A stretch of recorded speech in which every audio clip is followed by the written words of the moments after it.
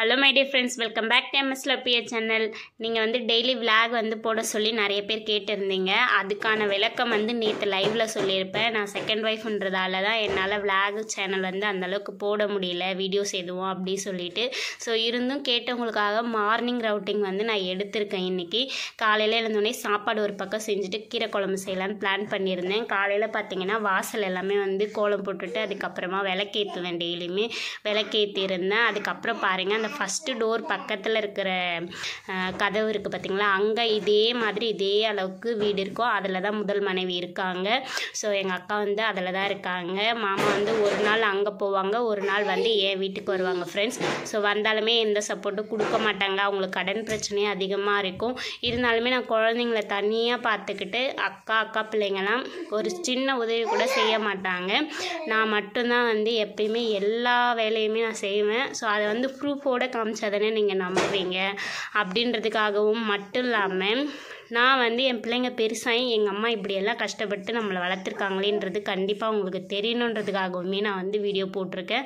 So காலையில் வந்து தம்பி அங்கே இங்கேன்னு போவான் ஃப்ரெண்ட்ஸ். அவன் ரொம்ப சின்ன பிள்ளையாக இருக்கிறதால கொஞ்சம் கொஞ்சமாக தான் நடக்கிறான். அப்படியே விழுந்து மண்டை வீங்கிடும். இருந்தாலும் அவனையும் ஒரு கையில் வந்து சமாளிச்சுக்கிட்டு நான் வீட்டு வேலையும் செஞ்சுக்கிட்டு, அதுக்கிடையில் என் பொண்ணு வந்து அவள் இப்போ தான் வந்து யூகேஜி படிக்கிறாள். அவளையும் கிளப்பி அனுப்பணுன்றது சாதாரண விஷயமே இல்லை.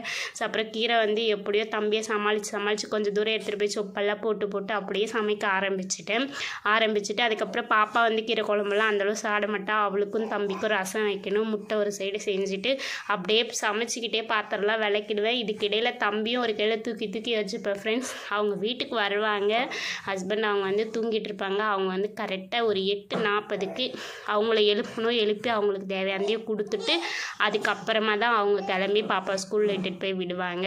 ஸோ இந்த மாதிரி ஒரு கஷ்டமான சூழ்நிலை தான் என்னோடய வாழ்க்கை டெய்லி போயிட்டுருக்கு. ஸோ இதுக்கப்புறமா அது வீடியோ பார்த்துட்டு மற்றவங்களை கஷ்டப்படுத்துகிற மாதிரி கமெண்ட் வந்து கொடுக்காதீங்க ஃப்ரெண்ட்ஸ். தயவு செஞ்சு எல்லாருக்கும் ஒரு சூழ்நிலை கஷ்டங்கள் இருக்க செய்யும். ஏதோ ஒரு காரணத்தால் ஏதோ ஒரு சாதிக்கணுன்ற வெறியில் தான் எல்லாருமே வந்து வீடியோ போடுவாங்க.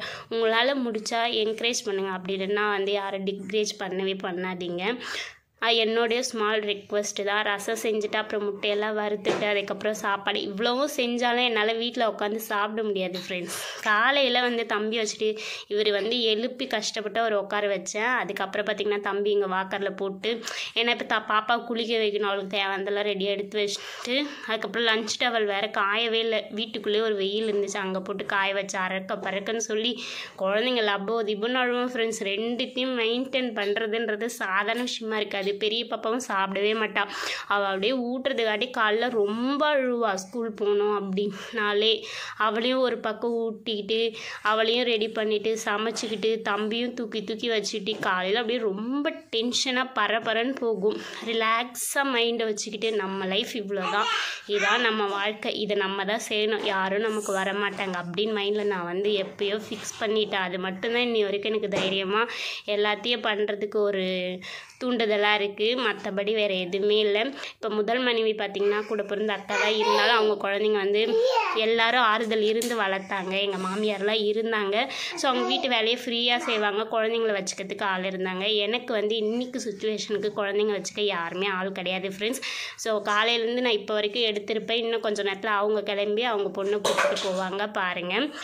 அந்த பக்கமாக நான் ஃபஸ்ட்டெல்லாம் வந்து நம்ம பொண்ணு அப்படி தான் ஃபேமிலி வந்து ஒத்துமையாக பேசிகிட்டு இருந்தோம். நடுவில் வந்து அவங்க பிரித்து பேச ஆரம்பிச்சிருந்து நானும் என் குழந்தைங்க அப்படின்னு பிரித்து பேச ஆரம்பிச்சிட்டேன் ஃப்ரெண்ட்ஸ். இதுதான் லைஃப் அப்படின்னு ஆயிடுச்சு. ஸோ இதில் இருக்கக்கூடிய எல்லா கஷ்ட நஷ்டமும் நம்ம அனுபவிச்சு தானே ஆகணும். ஸோ இதான் அவங்க வந்து முதல் மனைவி வீடு. இதை தாண்டினோடனே என்னோடய வீடு. ஒரே வீட்டில் தான் நாங்கள் இருக்கிறோமே. இதுக்கப்புறம் வந்து இதெல்லாம் க்ளீன் பண்ணணும், எக்கச்சக்க வேலை தொடர்ச்சியாக இருந்துக்கிட்டே தான் இருக்கும் ஃப்ரெண்ட்ஸ். இப்படி தான் என்னோடய லைஃப் போகுது. ஸோ சாப்பிடவே டைம் இருக்காது. காலையில் ஒரு டீயை குடிச்சிட்டு அதுக்கப்புறம் இருக்கிற வேலையெல்லாம் வந்து கண்டினியூவாக நான் பண்ண ஆரம்பிச்சிடுவேன். பாப்பா ஸ்கூல் எப்படியோ அமுச்சு விட்டேன்னா அப்புறம் வந்து டீ போட்டு குடிச்சிட்டு அப்பயுமே தம்பி குடிக்க விட மாட்டான். அவனை ஓகே எதனா கொடுத்து சமாதானப்படுத்தி நிற்க வச்சுட்டு நான் குடிப்பேன். அதுக்கப்புறம் அவனுக்கு சாப்பாடு ரெடி பண்ணி அவனுக்கு ஊட்டிட்டு அந்த கேப்பில் அவனை தொட்டியில் ஆட்டிக்கிட்டே சில நேரம் பசி ரொம்ப மயக்கம் வந்துச்சுன்னா சாப்பிடுவேன். அப்படி இல்லைன்னா காலைல சாப்பாடே சாப்பிட மாட்டேன் ஃப்ரெண்ட்ஸ். மதியம் உட்காந்து சாப்பிட ஆரம்பித்தேன். இதுக்கிடையில் வந்து அவன் ஒரு 5-6 வாட்டி ரெஸ்ட் ரூம் போவான். அவனை வந்து கிளப்பணும், க்ளீன் பண்ணணும், அவ்வளோ வேலைகளும் இருக்கும். அதெல்லாம் செஞ்சு முடிச்சுட்டு அதுக்கப்புறமா தான் நான் வந்து ஒரு ரிலாக்ஸேஷன் அப்படின்னு கிடைக்காது. ஸோ நான் வந்து சாதிக்கணுன்ற வெறியில் எந்த ரெஸ்ட்டும் இல்லாமல் வீடியோ எடுத்து நான் அப்லோட் பண்ணிகிட்ருக்கேன் ஃப்ரெண்ட்ஸ். இந்த வீடியோ பிடிச்சா லைக் பண்ணுங்கள். பை.